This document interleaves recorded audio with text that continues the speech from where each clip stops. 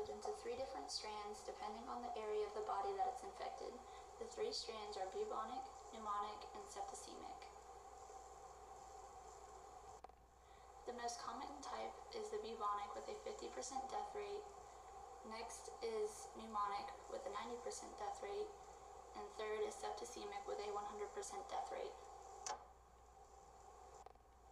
Bubonic attacks the lymphatic system, causing swollen lymph nodes, the sudden onset of fever and chills, headaches, fatigue, and muscle aches.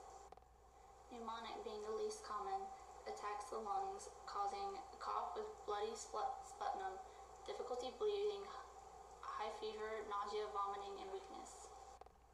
Septicemic attacks the circulatory system and is caused by bacterial multiplication in the bloodstream. It includes fever and chills, abdominal pain, diarrhea and vomiting, bleeding from your mouth, nose, or rectum under your skin, shock, blackening of death and tissues, which is gangrene, which is an example right here, and is most common in your extremities, which means your fingers, toes, and nose.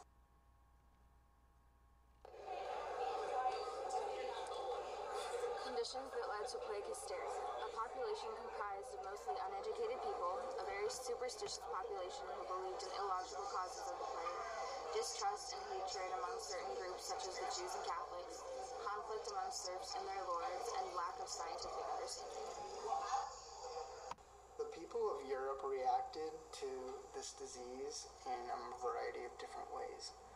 One of the ways was to quarantine the people that were afflicted. And these people were usually locked up in pestilence houses where they were taken to die, but others were just boarded up in their houses as soon as someone took ill. And doctors blamed this on an evil polluted fog, which was sort of just a way to say that there was no explanation. And they encouraged people to set fires to ward it off. Many also carried packages of herbs, which is kind of where we got the song, the Ring Around the Rosie, because people carried around pockets full of posy, and people were advised not to sleep during the day and to avoid thoughts of death and disease so that they would not catch it. Because of this disease, people lost faith in the Catholic Church, but they still turned to God and prayed for mercy. Another way that people reacted to the plague was to find a scapegoat. The scapegoat for this disease were the Jews. In 1348, Swiss authorities in Geneva arrested a Jew named Agamemnon. They tortured him into confessing that he had participated in a plot to poison well water and kill Christians. And because they tortured him, he named other Jews that were his accomplices and participated in the plot.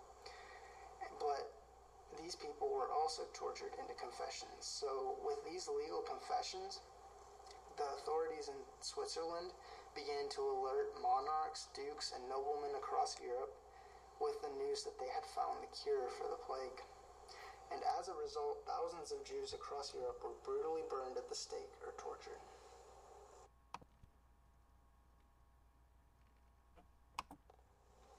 Now the real question is whether or not these reactions were warranted. Some reactions by the Europeans were logical, yet others not so much. Now let's get into the warranted. It was logical for the Europeans to find a cause for the illness, knowing the large threat that the disease brought, but the way they handled the situation was not ideal. It was justifiable to tell people to carry around pockets of herbs and quarantine them due to the fact that little was known about the disease. Yet it was not warranted to blame the Jews for the outbreak of this disease, even though the Europeans were desperate to find a cause for this. It was based on old rivalries and bitter conflicts. Although the Europeans had a great fear of this disease, it did not justify how they treated the Jews by burning and torturing them.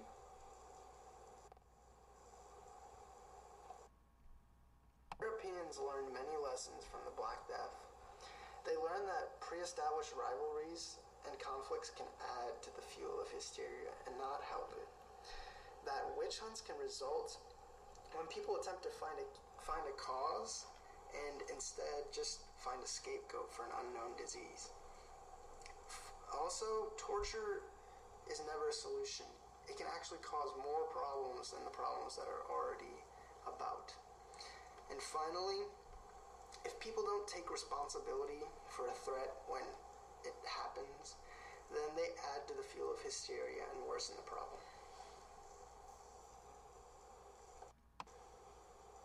The bubonic plague and the Salem witch trials had differences and similarities. The bubonic plague was actually based on a visible and valid threat.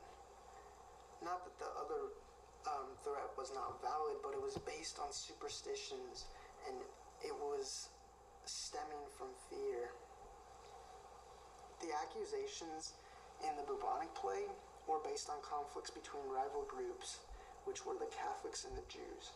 When accusations that came about during the Salem witch trials were based on old rivalries between neighbors. In the bubonic plague, the people were quarantined for illness because the illness was biological.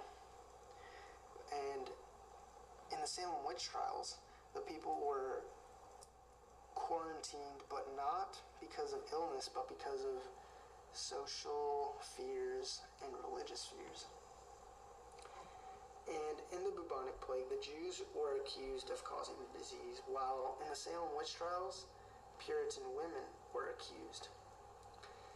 The disease spread to all of Europe in the bubonic plague, and in the Salem witch trials, the plague, I guess you could say, spread only in Massachusetts. Finally, the last difference is that in the bubonic plague, people turned to their leaders because of the plague. And just a few examples would be serfs against lords, Catholics against the church, and people against their monarchs. But in the Salem witch trials, people actually turned to their leaders for guidance, which an example of that would be Puritan judges, people looking to them, and also the accusing girls for guidance and direction. A few of the similarities between the bubonic plague and the Salem witch trials would be that the accused were threatened, tortured, and pressured into confessing. And this is just a common trait between the two. Also, both of the afflicted in either case were quarantined, even though they were quarantined for different reasons. After that, both diseases spread to other areas outside of their origin. The bubonic plague spread to Europe, and the Salem witch trials spread throughout Massachusetts. This is our Works Cited page.